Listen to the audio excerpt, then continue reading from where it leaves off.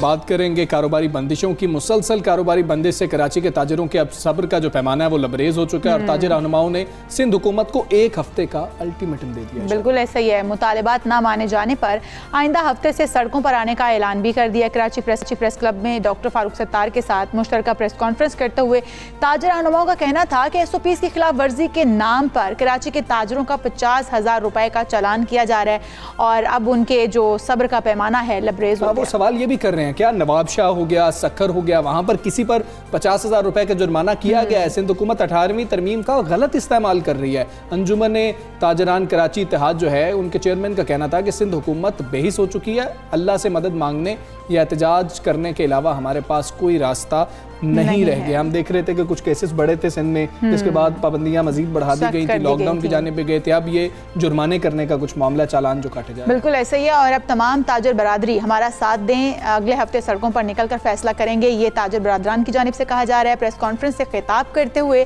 MQM तंजीम बहाली committee के सरबराह doctor Farooq Sattar ने चीफ जस्टिस ऑफ पाकिस्तान से भी ये मुतालिबा किया है कि सिंध हुकूमत के जो मुतासिबाना फैसले हैं उनको ख़त्म करवाया जाए।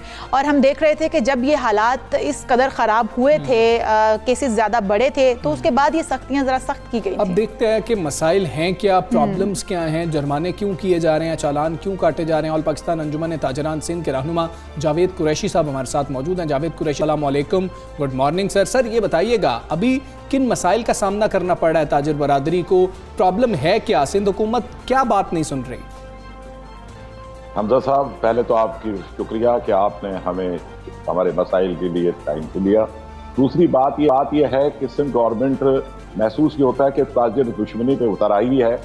हमारा पूरा ईद का जो सीजन था वो बर्बाद किया गया लॉकडाउन के नाम पर कि कोरोना के केसेस बढ़ गए हैं, लेकिन उसके बाद हालात कुछ बेहतर हुए। NCOC ने जो फैसले किए वो सिंध गवर्नमेंट ने मानने से इनकार कर दिया। आज हमारे छोटे ताजिरों की सूरत हाल ये है कि वो तकरीबन फाका कशी की नौबत पे हैं, अपनी प्रॉपर्टियां बेच चुके हैं, घर का जेवर बेच चुके हैं, बैंक से डिफॉल्ट कर चुके हैं।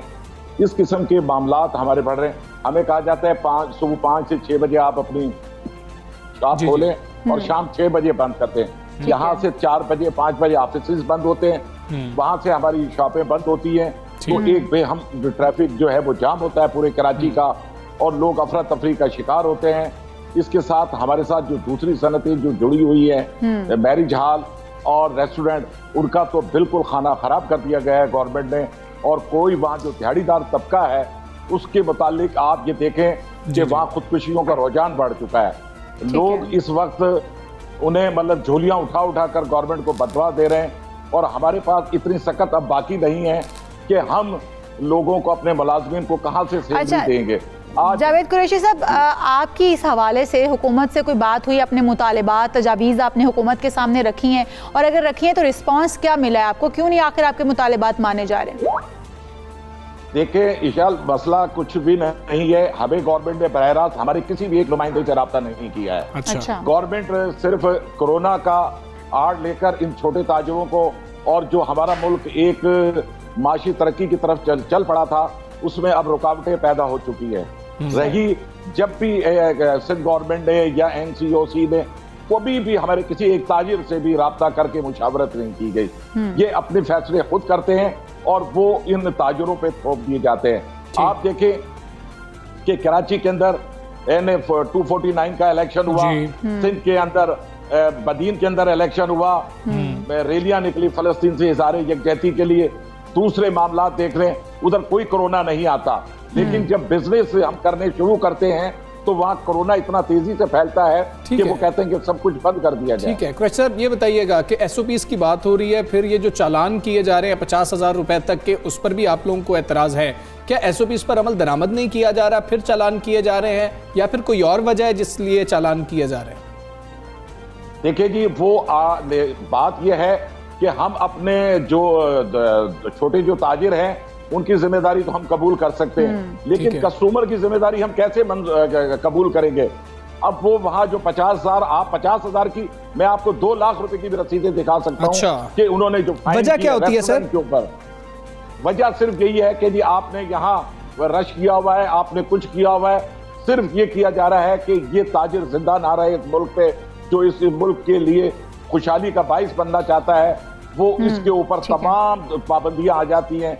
मुझे ये समझ में नहीं आता कि शादी हाल के अंदर सिर्फ कराची के अंदर 1 मिलियन दिहाड़ीदार तबका उससे मुंसलिक है। ठीक है। कहां से वो गोश्त आता है, सब्जी आती है, वो लोग गिलगित बल्किस्तान, पंजाब, दूसरे इंटीरियर सिंध से लोग जब आते हैं, वो लोग हैंड टू माउथ होते हैं, वो लोग डेली बेसिस पे अपना काम करते हैं और अपनी फैमिली को वो पैसा भेजते हैं। आज 2 माह से वो शादी हाल बंद है। मुझे बताएं हम किनका दरवाजा जाकर खड़काएं? अच्छा इस तरीके से कुरैशी साहब, आप कहते हैं कि चालान काटे जाते हैं, आप अपनी हद तक या बड़े ताजरों की हद तक, बड़े कारोबारी जो हैं उनकी हद तक तो आप कह सकते हैं कि SOPs फॉलो करवाए जा सकते हैं, लेकिन आप छोटे दुकानदार को नहीं कह सकते, या फिर आप जिस तरह से कस्टमर आ रहे हैं उनको पाबंद नहीं कर सकते। क्यों नहीं ऐसा होता कि बाहर लिख कर लगाया जाए नो मास्क नो एंट्री, ताकि आपका बिजनेस भी ठप ना हो, आपके ऊपर भी चालान या बात ना आए और कस्टमर जो है वो भी इस चीज़ को फॉलो करें? ऐसा भी तो किया जा सकता है। और फिर आपकी तजावीज़ क्या हैं?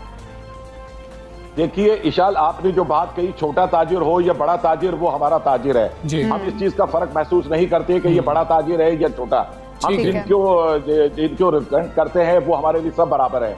लेकिन आपने बात की उनको फॉलो नहीं किया जाता, SOP, ऐसी बात नहीं है। हमने तमाम बैनर लिए हुए हैं, अपने शॉप के ऊपर स्टिकर लगाए हुए हैं कि भाई नो मास्क नो एंट्री। उसके बाद हमारी तजावीज ये है सिंध गवर्नमेंट से बिलखुसूस, हमें सुबह 10 से रात 10 बजे तक का कारोबारी टाइम दिया जाए। हमारी शादी हाल जो 150 अफराद की जो NCOC ने जो इजाजत दी थी उसे खोला जाए, ताकि उन लोगों को जो दिहाड़ीदार तबका है उन्हें रोजगार मिल सके। अच्छा, अब ये देखे कराची के अंदर लाखों अफराद डेली आता है और डेली जहां से जाता है वो कहां से खाने पीने का बंदोबस्त करेगा? क्या वो घर से खाना बनवा कर लाएगा? कहां बैठेगा? वो तो मुकामी आदमी जो है वो अपने घरों में, चलो उनके यहाँ पकता है। लेकिन मुझे बताएं, रेस्टोरेंट आप बिल्कुल SOP पे अमल कराएं। हम इससे इनकार ना हमने पहले भी किया है। अब इस तकरीबन 16 से 17 माह हो चुके हैं कोरोना को। हमने हुकूमत से पहले भी ताउन किया, आज भी ताउन। बिल्कुल ठीक है, आप ताउन करने को तैयार है, लेकिन अब अगला लाएअमल क्या होगा? सिंध हुकूमत अगर आपकी बात नहीं मानती, अगला लाएअमल क्या है? हमारा लाएअमल, हम बिल्कुल भरपूर एहतिजाज करेंगे और हो सकता है कि हम खुद ही मुकम्मल लॉकडाउन की तरफ चले जाएं। और अपनी शॉपों पे ताले लगाकर, अपनी शॉपों पे ताला लगाकर हम जो है वो CM हाउस के बाहर धरना दें। हम पर तशद्दुद किया गया या हमारे साथ और कोई मिसबहस किया गया तो तमाम तर जिम्मेदारी हुकूमत पे आयद होगी। अब हमसे बर्दाश्त की ताकत हम में नहीं रही है कि हम मजीद अपना नुकसान बर्दाश्त कर नहीं कर सकते। हम अपने बच्चों को भूखा नहीं मार सकते। हमसे मुंसलिक जो मुलाजमीन हैं उनकी हमसे बदतर हालत है इस वक्त। हम बताएं कि हमारा जो ईद के ऊपर सीजन जो था, तकरीबन कराची की सतह पे मैं बात कर लूं तो तकरीबन 60 से 70 अरब रुपए का बिजनेस था। उसमें से हमें 20% सेलें मिली है। वो माल आज तक हमारी शॉप में और गोदामों में पड़ा हुआ है। हम बताएं तो जाएं कहाँ जाएं? बिल्कुल ठीक है, एहतजाज किया जाएगा और हो सकता है कि मुकम्मल लॉकडाउन ताजरान की जानिब से अब कर लें। बहुत शुक्रिया आपका जावेद कुरैशी साहब, आप सुबह सवेरे पाकिस्तान से बात कर रहे थे। इशाल, ये संजीदा मामला होता चला जा रहा है और ये लॉकडाउन अगर ताजिरों की जानिब से किया जाएगा तो ये भी दुरुस्त नहीं है। गवर्नमेंट को बैठना चाहिए, साथ बातचीत करनी चाहिए और जो भी उनके तहफ़्फ़ुज़ात हैं उनको दूर करना चाहिए। कोरोना है, हमें एहतियात ज़रूर करनी है, लेकिन किसी हिकमत अमली के तहत करनी है। बिल्कुल ऐसे करनी है। जैसे कुछ मुतालिबात जो हैं वो समझ में आ रहे हैं, हमें कुछ मुतालिबात सामने आए हैं ताजिर बरादरी के, तो मेरे ख्याल में हुकूमत को और ताजिर बरादरी को मिल बैठकर इस मामले का सोल्यूशन निकाल लेना चाहिए। बिल्कुल ऐसा ही है। हम आगे बढ़ते हैं। बहुत ही अहम दिन आज मनाया जा रहा है हमजा, और हमें मेरे ख्याल में नसीब नहीं होता जिसका दिन आज हम मना रहे हैं। तो पाकिस्तान समेत दुनिया भर में खालिस नसीब नहीं होता ना। जी बिल्कुल, हाँ, खालिस नसीब नहीं तो हमें होता है, पता नहीं वो मतलब सफेद रंग की कोई चीज नसीब हो जाती है। हाँ, लेकिन वो दूध होता है खालिस या नहीं पता होता। तो पाकिस्तान समेत दुनिया भर में सेहत बख्श और तवानाई से भरपूर दूध की अहमियत का आलमी दिन आज मनाया जा रहा है। और मैं ये समझती हूँ कि आज जो है वो जितने दूध का कारोबार करने वाले हैं उनको ये प्रोग्राम लाजमी देखना चाहिए, क्योंकि ये उनको इस चीज़ से पता चलेगा कि यार कितनी अफादियत होती है दूध की, जिसको ये ज़ाया कर देते हैं। हम उसको ये नहीं कहते कि तमाम लोग ऐसे हैं, लेकिन हम उन लोगों की सिर्फ बात कर रहे हैं जो लोग ये काम करते हैं। वो आज कह रहे होंगे कि आज तो हमारा दिन है, आज हम थोड़ा सा मजीद पानी अंदर मिला लेते हैं। और फिर जब पानी मिला रहे हैं तो उसको ये भी देख लिया करेंगे कैसा पानी मिला रहे हैं, वो पानी भी ठीक है कि नहीं है, मजीद आप नुकसान नहीं कर रहे। अच्छा, आज जो ये दिन मनाया जा रहा है, मकसद क्या है? मतलब आलम इंसानियत को सेहत व तवानाई के छलकते हुए ज़ख़ीरे की अहमियत और अफादियत से आगाह किया जाए। दूध और दूध से बनी हुई मसनूआत ना सिर्फ कैल्शियम से भरपूर होती हैं बल्कि जायकेदार भी होती हैं। हम हड्डियों की बात करते हैं, बच्चों की बात कर रहे होते हैं कि बच्चों को दूध की बहुत ज़रूरत होती है, बुजुर्गों को भी ज़रूरत होती है, हर शख्स को ज़रूरत होती है। लेकिन जो दूध हम तक पहुँच रहा है, ख़ास तौर पर हम शहरी इलाकों की बात कर रहे हैं, क्या एक तो वो खालिस है, दूसरा अगर उसके अंदर पानी मिला होता है तो वो पानी भी ठीक है या नहीं है? क्योंकि लोग अपने घरों में तो बहुत एहतियात करते हैं, लेकिन जब दूध आ रहा होता है उसका कुछ पता नहीं होता। तो हमारे साथ फूड एक्सपर्ट मोहसिन भट्टी साहब मौजूद हैं, मानेंगे उनको काफ़ी चीज़ें ये पता होती हैं। हमें बहुत जो है ना खौफज़दा मैं तो हो जाता हूँ भट्टी साहब की बातें सुन के, लेकिन उस पर अमल करता हूँ तो मुझे फ़ायदा भी होता है। भट्टी साहब अस्सलाम वालेकुम। बहुत बहुत शुक्रिया सर, बड़ा अहम दिन है आज, उसकी अफादियत का भी हमें पता है, हड्डियों को मजबूत करता है, दूध एक मुकम्मल ग़िज़ा है। इसके ऊपर बाकायदा हम छोटे होते थे तो ऐसे अंग्रेज़ी में भी लिखा करते थे, उर्दू में भी मजमून लिखते थे, लेकिन वो जो दूध मुकम्मल ग़िज़ा है वो दूध इस वक्त अवेलेबल है? आपने बहुत ही अहम नुक्ता उठाया है। और जो आप अभी बात कर रहे थे कि दूध में जो पानी मिलाया जाता है और पता नहीं किस तरह का पानी मिलाया जाता है, आप यकीन करें कि अगर आपको कोई दूध दे रहा है और वो उसमें सिर्फ पानी मिला रहा है तो आप समझ लें कि वो बंदा ईमानदार है। ठीक है। अच्छा, और फिर दूसरी बात वो निस्बतन बाकियों से बहुत बेहतर है साफ जो सिर्फ पानी मिला रहा है। अच्छा, लेकिन सर सवाल तो ये भी है ना कि साफ पानी मिला, क्योंकि हमजा को एतराज पानी मिलाने पे नहीं है, साफ पानी मिलाने पे। साफ पानी होना चाहिए। साफ पानी वाली भी एक बात है, वो अलग कैटेगरी है। हाँ, लेकिन अब तो सिंथेटिक दूध भी आता है। दूध में कहाँ पे यूरिया डाले जाते हैं, कहाँ पे उसमें डिटर्जेंट डाले जाते हैं, कहाँ उसमें फार्मोलिन डाली जाती है जो लाशों को अनहूत करने के काम आती है। उसमें तो ऐसे ऐसे केमिकल डाले जाते हैं कि आप सोच के हैरान हो जाएंगे। और फिर ये होता है कि ये तो कुछ चीज़ें जो उसमें मिलाई जा रही हैं, फिर ये है कि फैब्रिकेट किया जाता है, दूध खुद से तैयार किया जाता है जो कुदरती नहीं होता है। अच्छा, तो जब इतनी किस्मों के दूध हैं तो फिर उनके मुकाबले में जो पानी वाला दूध है वो तो निस्बतन बेहतर है। हम तो कह रहे हैं कि कैल्शियम को पूरा करता है, अफादियत से भरपूर है। तो ये जो अफादियत हम दे रहे हैं अपनी नस्ल को, क्या ये कितनी नुकसानदेह हो सकती है और इसको हम किस तरह से रोक सकते हैं आखिर? देखिए, जहाँ तक तो इसके नुकसानात की बात है वो आप भी बेहतर जानते हैं, सबको पता है कि हमारा इस वक्त पाकिस्तान जो है स्टंटेड ग्रोथ के ममालिक में शामिल है। ठीक है, हमारे 45% बच्चे जो हैं उनका दिमाग सुकड़ गया है, सर का खौल वही है, अंदर दिमाग सुकड़ गया है। उसके पीछे बड़ी वजह यह है कि उनको जो दूध के अंदर मौजूद कुदरती तौर पर मिल्क फैट है वो नहीं मिल रही है। ठीक, तो जब ये नहीं मिल रही है उसकी वजह से आज हम दुनिया में हर मैदान में पीछे होते चले जा रहे हैं। तो अब इसका हल क्या है? हल ये है कि आप ये देखिए कि इस वक्त पाकिस्तान की आबादी तकरीबन 22 करोड़ है जी। अगर हर आदमी 1 गिलास दूध रोजाना पिए तो हमें सालाना 22 अरब लीटर दूध दरकार है। ठीक है, ठीक, जबकि हमारी जो पैदावार है, जो life stock department government of Punjab ने और लम्स ने मिलकर एक स्टडी कंडक्ट करवाई तो उससे जो तखमीना लगाया कि हमारी दूध की पैदावार तकरीबन 10 अरब लीटर है। अच्छा, ठीक, हम 12 अरब लीटर के डेफिसिट का शिकार है, शॉर्टेज है हमें। ठीक, तो अब जब ये 12 अरब लीटर का डेफिसिट है, यानी 50% खालिस है और 50% हम दूसरे ज़राए से पूरा कर रहे हैं। ठीक है, तो अब वो जब हम दूसरे ज़राए के लिए जाएंगे तो उसमें यही होगा। अब इसका हल ये है कि हम किसान को दूध की सही कीमत नहीं दे रहे हैं। अच्छा, ठीक, किसान से ये जब दूध खरीदा जाता है तो उससे 45 से 50 रुपए लीटर खरीदा जाता है। ठीक, और उसकी फैट उससे मांगी जाती है 6%। ठीक, लेकिन ये जब ब्रांड्स हमें दूध देते हैं तो ये 3.5% वाला देते हैं। ठीक, 2.5% तो उधर से वैसे निकाल ली। बिल्कुल। उसके अलावा ये है कि वो इनको जो 45 से 50 रुपए लीटर उससे लेते हैं, तो वो जब उसके फैट की मिकदार कम की तो इनको तो और ज्यादा सस्ता पड़ गया। बिल्कुल, ठीक, तो हमें तो उससे 3 गुना कीमत पे देते हैं, किसान को उसकी सही कीमत नहीं देते हैं। अगर किसान को दूध की सही कीमत मिलना शुरू हो जाए, उसको ये 80 से 90 रुपए लीटर घर कॉस्ट करता है और अगर अब जिस तरह महंगाई बढ़ गई है, अब तो अच्छा, 100 उनके रुपए से ऊपर तमाम भी तर चला खर्चे गया। डाल के उनको 80 रुपए कॉस्ट करता है, 80 से 90 रुपए ठीक लीटर है। उन्हें बिल्कुल कॉस्ट करता है। थोड़ा सा उनको कोई 10-1 रुपए प्रॉफिट मार्जिन भी दे, इंसेंटिव भी दे। अगर उनको आप सही कीमत देना शुरू कर दें तो डेयरी सेक्टर में किसान खुद इन्वेस्ट इतना कर लेगा कि दूध की पैदावार बढ़ जाएगी, हमारी डिमांड उतनी रहनी है। ये गैप जब फिल होएगा तो खालिस की पैदावार बढ़ती जाएगी, ना खालिस की रेशो कम होती जाएगी। अब भट्टी साहब हमें ये बताएं ना, हम मतलब कि मैं अभी मजाक भी कर रहा था पहले, मैं कह रहा था कि बड़ा शवारमा, वाकई बड़ा शवारमा, वाकई बड़ा शवारमा इस हद तक जो है मार्केट में मौजूद है।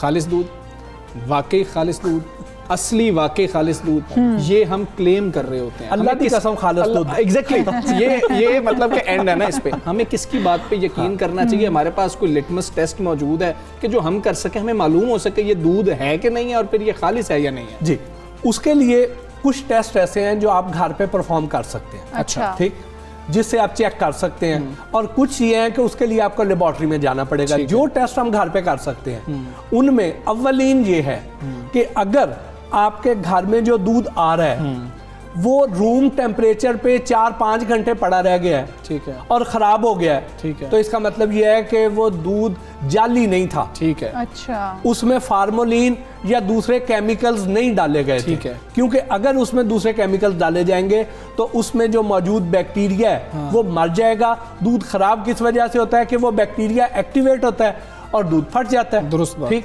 अगर वो फट गया तो इसका मतलब ये है कि दूध जो है वो जल सिंथेटिक नहीं है। ठीक है, ठीक है, ठीक हो गया। खालिस है कि इसीलिए वो खराब हो जी, गया। अगर आपका दूध वहां पे सारा दिन पड़ा रहता है और खराब नहीं होता है तो समझ जाए कि ये 2 नंबर है। ठीक ठीक है। उसके अलावा ये है कि आप उसको देखें कि थोड़ा जितना दूध है, 1 कप दूध है उसमें 1 कप पानी डाल लें, उसको अगर थोड़ा सा गर्म कर लें और उसमें पायोडीन के ड्रॉप्स डाल दें। अच्छा, पायोडीन, ये जो जी। जख्मों पर लगाने जो वाली जख्मों पर पायोडीन, लगा, अच्छा, ठीक, पायोडीन के ड्रॉप्स डाल दें तो उससे ये होगा कि अगर दूध में स्टार्च डाली गई है, अच्छा, पाउडर जिसे कहते हैं ना कि ये पाउडर वाला दूध हाँ है, जी। अगर उसमें स्टार्च डाली गई है तो वो इसके साथ रिएक्ट करेगी। अच्छा। और उसका कलर जामनी टाइप का हो जाएगा। ठीक है, दूध ठीक, का, दूध का पर्पल कलर का होता है। पर्पल कलर का, ठीक है। ठीक, वो हल्का भी हो सकता है, गाढ़ा भी हो सकता है, वो उसकी रेशियो पे डिपेंड करता है। ठीक है, और अगर खालिस दूध है तो उसका कलर चेंज नहीं होगा, नहीं होगा उसका कलर चेंज, अच्छा, कुछ भी नहीं होगा उस पे effect। उसमें वो पायोडीन की वजह से हल्का हल्की सा उसका रंग येलोइश जरूर हो जाएगा, ब्लू या पर्पलिश नहीं होएगा। बिल्कुल ठीक है। जबरदस्त। फिर वो दूध आपने पीना नहीं है, वो सिर्फ आप चेक करने के लिए कर रहे हैं। और ये 1 कप में ही चेक कीजिएगा, पूरा देज का मत रख दीजिएगा पायोडीन डाल वो के। आपको पता लग जाएगा इसमें। फिर उसमें ये है कि आप ये करें कि दूध कच्चा दूध लें। अच्छा, ठीक है, ठीक, कच्चे दूध को लेके एक शीशे की या स्टेनलेस स्टील की प्लेट ले लें साफ, ठीक है। उसको यूं तिरछा रखें, उसके ऊपर एक ड्रॉप डाल दें। ठीक है, ठीक है, ठीक, अब ड्रॉप डालेंगे तो वो ड्रॉप तेजी से नीचे की तरफ जाएगा। अच्छा, जब वो नीचे की तरफ जाएगा तो अगर खालिस दूध होगा हाँ, तो वो ड्रॉप वहां पे ठहर जाएगा और बड़ा आराम से नीचे ये हम जाएगा। कच्चे दूध की बात कर रहे कच्चे हैं, जो दूध अभी की तक बात हमने कर उबाला और नहीं है। खालिस जिसे उबाला नहीं। खालिस जो है वो आहिस्ता आहिस्ता नीचे खालिस जाएगा। आहिस्ता आहिस्ता जाएगा, जितनी पानी की मिकदार ज्यादा होगी उतना तेजी से नीचे जाएगा। अच्छा, ठीक, और थोड़ी देर बाद जब वो खुश्क हो जाएगा तो उसको आप यूं हाथ लगाएंगे उस लकीर को तो आपका हाथ चिपकेगा। अच्छा, क्योंकि उसमें पाउडर की मिलावट होगी। नहीं, उसमें इसका मतलब ये है कि कुदरती तौर पे फैट है। हाँ, ठीक है, ठीक है, ठीक है, ठीक है, ये उसकी- खालिस वाले की जी, बात कर खालिस रहे हैं, वाले ठीक की। है। और जिसमें पानी होगा, जिसमें फैट्स कुदरती तौर पे नहीं है, वो आपके हाथ को नहीं चिपकेगा और वो अपना निशान भी थोड़ी देर बाद ही खत्म हो जाएगा।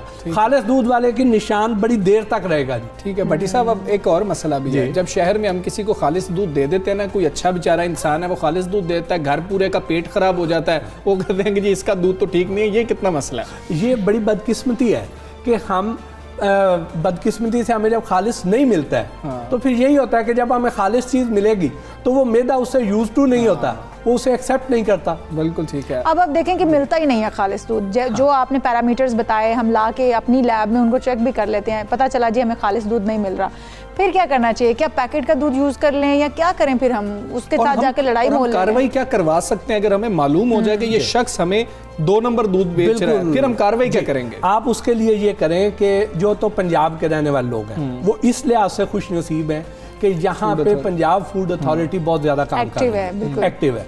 यहाँ पे आप उनके फेसबुक पेज पे चल जाएं, उनकी हेल्पलाइन पे चल जाएं, उधर कंप्लेंट करें, एड्रेस दें, आपका नाम सीगा राज में रखा जाएगा। ठीक है। फौरी तौर पे वो लोग जाके उधर कार्रवाई करेंगे और इंशाल्लाह उनको तो कैफरे किरदार तक नहीं, पहुंचा हम तो देंगे। बल्कि चाहते हैं कि नाम सिगाई राज में ना रखा जाए ताकि सारे को पता चल जाए भी इनको तो खालिस दूध देना ही देना है। नहीं, कुछ लोग डरते भी हैं ना, नहीं, वो ठीक कहते हैं कि हमारी दुश्मनी ना हो जाए, हमारी मल्लेदारी है, तंग ना करें जी। हमें बाद में। तो इस वजह से, लेकिन अगर वो बताना चाहते हैं तो वहाँ पे खुल के सामने खड़े होकर बुला लें। ठीक है। बट साहब एक और चीज़ भी है, आप माशाल्लाह फूड एक्सपर्ट हैं, घर में लोग ऐसा करते हैं कि इकट्ठा दूध कहीं जगह से, कुछ लोग हैं चलें जी किसी गांव से मंगवा लिया, किसी से ले लिया, उसको फ्रीज कर लिया, उसको 15-20 रोज़ के लिए इस्तेमाल करते रहे, एक एक करके वो निकालते रहे, कुछ अपनी मकदार 3 लीटर चाहिए 4 लीटर, उसको गर्म किया, उबाला और फिर इस्तेमाल किया। ये दुरुस्त है, नहीं करना चाहिए, क्या करना चाहिए? कर लेना चाहिए, लेकिन उसमें थोड़ी एहतियात के साथ करना चाहिए।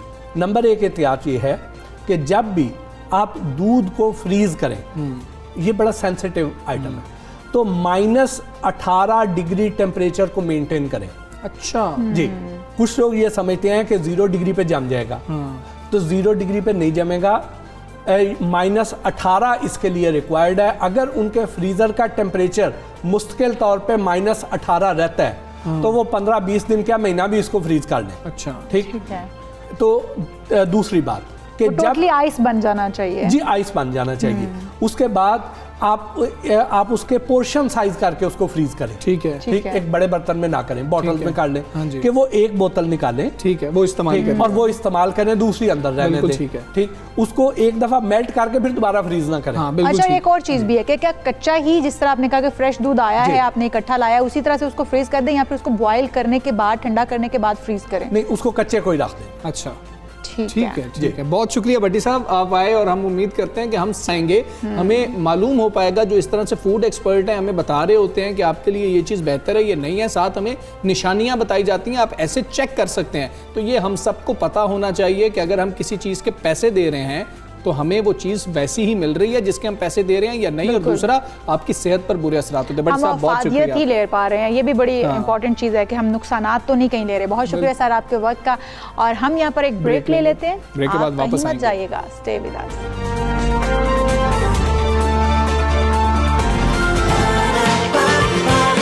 सुबह